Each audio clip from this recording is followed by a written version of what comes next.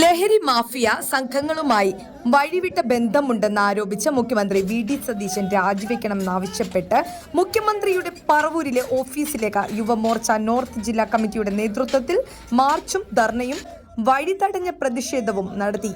March BJP. Intellectual cell സംസ്ഥാന coordination convener Yuvraj Gokul ഉദ്ഘാടനം ചെയ്തു.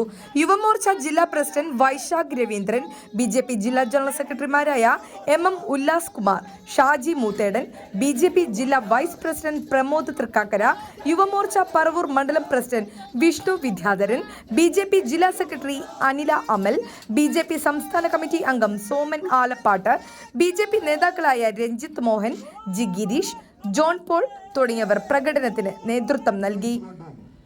KMK ജംഗ്ഷനിൽ നിന്ന് ആരംഭിച്ച പ്രകടനത്തിന് 60ഓളം പേർ പങ്കെടുത്തു. മുഖ്യമന്ത്രിയുടെ ഓഫീസിന് 100 മീറ്റർ അകലെ പോലീസ് ബാരിക്കേഡ് ഉപയോഗിച്ച് റോഡ് തടഞ്ഞു. തുടർന്ന് പ്രതിഷേധക്കാർ ബാരിക്കേഡ് തകർക്കാൻ ശ്രമിച്ചെങ്കിലും പരാജയപ്പെട്ടു.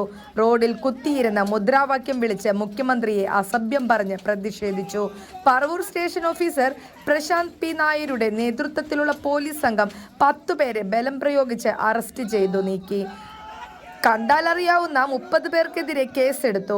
Munambam DYSP S Jayakrishnan, narcotic cell DYSP Binukumar, Vadakkekara, Njarakkal, Varappuzha, Piravom തുടങ്ങിയ സ്റ്റേഷനുകളിലെ SI-മാർ ഉൾപ്പെടെയുള്ള വൻ പോലീസ് സംഘവും ചേർന്നാണ് പ്രതിഷേധക്കാരെ അറസ്റ്റ് ചെയ്ത് നീക്കിയത്.